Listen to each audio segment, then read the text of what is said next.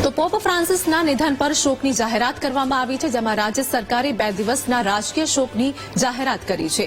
22 અને 23 એપ્રિલના રોજ રાજકીય શોક જાહેર કરાયો છે।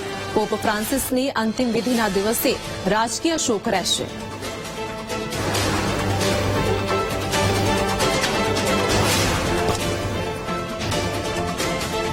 તો 22 અને 23 એપ્રિલના રોજ રાજકીય શોક જાહેર કરવામાં આવ્યો છે। પોપ ફ્રાન્સિસના નિધન પર શોકની જાહેરાત કરવામાં આવી છે, જેમાં પોપ ફ્રાન્સિસ અંગે વાત કરીએ કે નિમોનિયાની સારવાર બાદ તેઓનું નિધન થયું છે। ગઈકાલે તેમના નિધનના સમાચાર મળ્યા હતા, તો આ સાથે જ રાજ્ય સરકારે 2 દિવસના રાજકીય શોકની જાહેરાત કરી છે।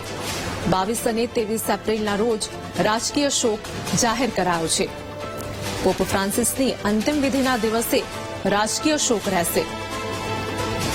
તો ઈસાઈઓના ધર્મગુરુ પોપ ફ્રાન્સિસનું નિધન થયું છે। 88 વર્ષની વયે તેઓએ અંતિમ શ્વાસ લીધા। નિમોનિયાની બીમારીના કારણે તે હોસ્પિટલમાં સારવાર લઈ રહ્યા હતા, તે દરમિયાન તેમનું મૃત્યુ થયું છે। તો પોપ ફ્રાન્સિસની અંતિમ વિધિના દિવસે રાજકીય શોક રહેશે।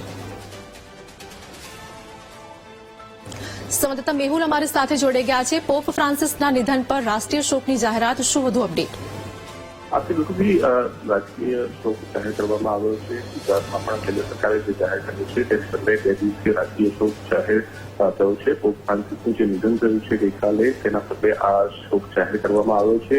22 અને 23 2 દિવસ જે છે તે આ રાજકીય શોક જે છે તે રહેશે અને તેની અંદર ઉલ્લેખ પણ કરવામાં આવ્યો છે કે તેની અંતિમ વિધિનો જે સમય છે તે અંતિમ વિધિના સંદર્ભમાં પણ જો અલગ દિવસ હશે તો તેના માટે અલગથી નોટિફિકેશન અથવા તે દિવસ છે તેને પણ રાજકીય શોક કરવામાં આવશે।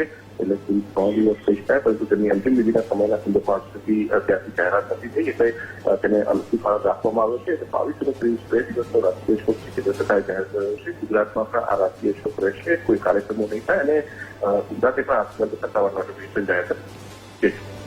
જી આભાર મેહુલ, માહિતી આપવા બદલ।